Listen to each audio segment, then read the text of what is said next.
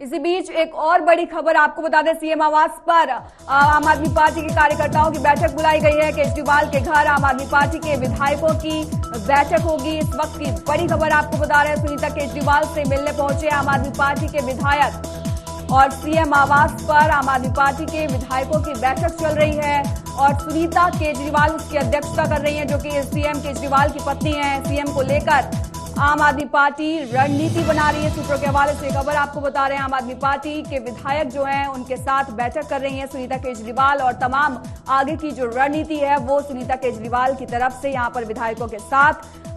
सोची जा रही है, समझी जा रही है और आगे की रणनीति जो है वो बनाई जा रही है, किस तरीके से जो आगामी लोकसभा चुनाव है उन पर फतेह हासिल करें। क्योंकि इस वक्त जो आम आदमी पार्टी का बहुत खराब चल रहा है, आप जानते हैं किस तरीके से शराब नीति घोटाले में एक के बाद एक नेता आम आदमी पार्टी के जेल में है और उसी कड़ी में 15 के बाद 16वें नंबर पर केजरीवाल की गिरफ्तारी हुई और 10 दिन के रिमांड के बाद उनको न्यायिक हिरासत में भेज दिया गया। 15 अप्रैल तक वो न्यायिक हिरासत में रहेंगे और ऐसे में ये बहुत जरूरी है कि पार्टी को संभाले रखना और आगामी लोकसभा चुनावों में किस तरीके से रणनीति बनाई जाए उस पर ध्यान रखना और इसकी पूरी जिम्मेदारी जो है वो अरविंद केजरीवाल की पत्नी सुनीता केजरीवाल ने उठाई है। और उसी से जुड़ी ये बड़ी खबर आपको बता रहे हैं कि बीजेपी आम आदमी पार्टी के विधायकों के साथ केजरीवाल के घर पर सुनीता केजरीवाल मीटिंग कर रही हैं। तो सुनीता केजरीवाल से आम आदमी पार्टी के विधायक मिलने पहुंचे हैं। सीएम आवास पर आम आदमी पार्टी की विधायकों की बैठक चल रही है और सुनीता केजरीवाल इसकी अध्यक्षता कर रही हैं। और साथ ही साथ आपको बता दें कि सुनीता केजरीवाल पिछले दिनों से एक प्रमुख चेहरा जो है वो आम आदमी पार्टी की बनी हुई है। हालांकि पहले ये कयास लगाए जा रहे थे कि आतिशी या सौरभ भारद्वाज जो है वो अरविंद केजरीवाल के बाद कमान संभालेंगे, लेकिन ऐसा नहीं हुआ।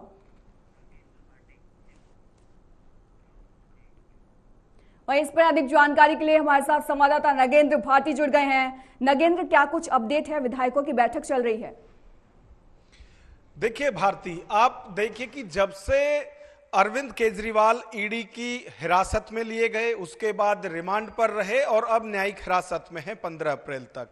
सबसे ज्यादा यदि कोई एक्टिव है या सारा मोर्चा संभाले हुए है तो वो है अरविंद केजरीवाल की वाइफ सुनीता केजरीवाल। और अब आप देखिए कि जो विधायकों की बैठक है वो केजरीवाल के घर हो रही है और सुनीता केजरीवाल ने सभी विधायकों को बुलाया है। तो ऐसे में यह हो सकता है कि विधायक दल फिर से अपना नेता चुने या फिर कोई ना कोई फैसला पार्टी को लेकर या सरकार को लेकर होना है। अब विधायक किस लिए बुलाए गए हैं, क्या वो इसमें चर्चा होनी है, इसके लिए हमें थोड़ा इंतजार करना पड़ेगा जब जो बातें हैं वो बैठक से बाहर आती हैं।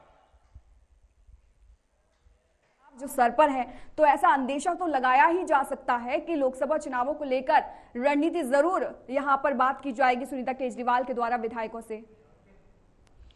देखिए, यदि लोकसभा चुनाव को लेकर कोई रणनीति बनानी होती तो उसके लिए संगठन की बैठक होती है, लेकिन क्योंकि विधायकों की बैठक बुलाई गई है तो इसमें कुछ ना कुछ सरकार को लेकर फैसला होता हुआ दिख रहा है। अब क्या अरविंद केजरीवाल इस्तीफा देने वाले हैं, क्योंकि लगातार उन पर नैतिकता के आधार पर दुहाई देकर विपक्ष की तरफ से दबाव बनाया जा रहा है कि अभी तक किसी मुख्यमंत्री ने जेल से सरकार नहीं चलाई है तो वो भी अपना इस्तीफा दें। और इसके लिए बाकायदा बीजेपी की तरफ से हाई कोर्ट में भी रिट दायर की गई है कि हाई कोर्ट आदेश दे कि अरविंद केजरीवाल इस्तीफा दे। लेकिन हाईकोर्ट की तरफ से भी यह कहा गया है कि यह उनके अधिकार क्षेत्र में नहीं है, लिहाजा भाजपा उपराज्यपाल के पास जाए। तो सियासत इस पर खूब हो रही है और इससे पहले कि कहीं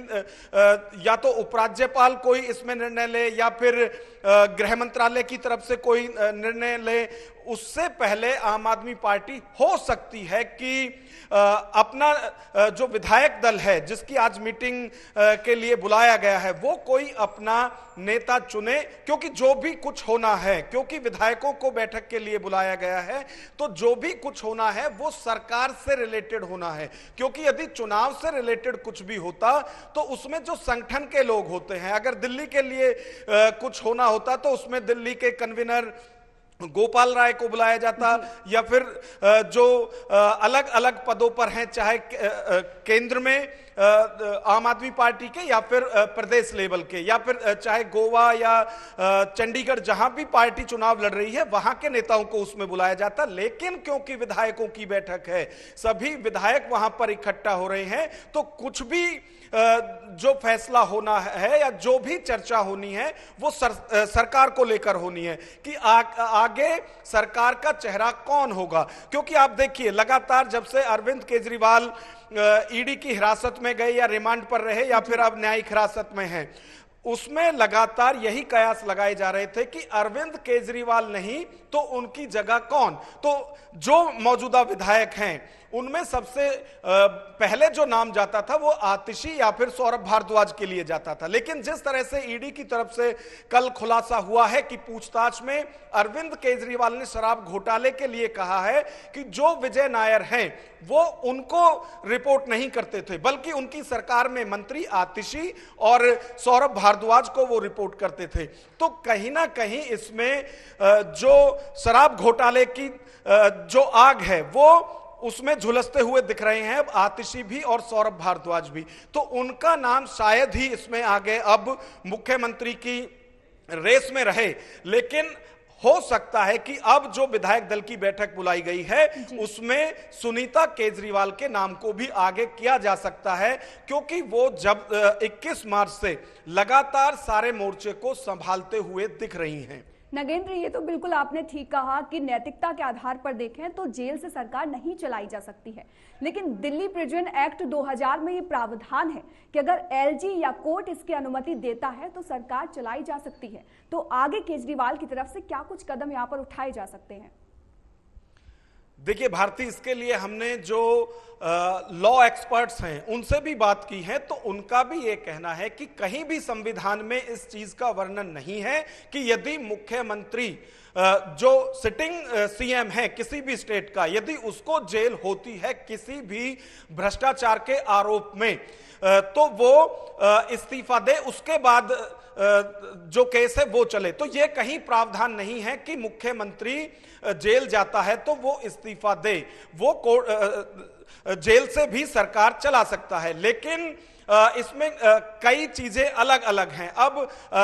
जो कानून के एक्सपर्ट्स हैं वो भी ये कहते हैं कि कानून तो कहता है कि आप सरकार चला सकते हैं जेल से, लेकिन ये प्रैक्टिकल है या नहीं ये जब सरकार कोई चलाएगा तभी पता चलेगा, क्योंकि अभी तक तो किसी मुख्यमंत्री ने जेल से सरकार चलाई नहीं है। ये पहले मुख्यमंत्री ऐसे होने जा रहे हैं यदि वो इस्तीफा नहीं देते। तो इसमें आप देखिए कि जो कैबिनेट का मीटिंग होती है उसमें कैबिनेट मिनिस्टर सारे होंगे, जिस विभाग के लिए फैसला होना है उस विभाग से संबंधित विभागों से जुड़े हुए अधिकारी भी वहां होंगे, इन सब की सिक्योरिटी के लिए, इन सब का तो बहुत सारी चीजें ऐसी हैं जो कि व्यवहारिक नहीं है। ये तो कानून के एक्सपर्ट्स भी मानते हैं, लेकिन कहीं भी संविधान में ये नहीं है कि मुख्यमंत्री को इस्तीफा देना होगा यदि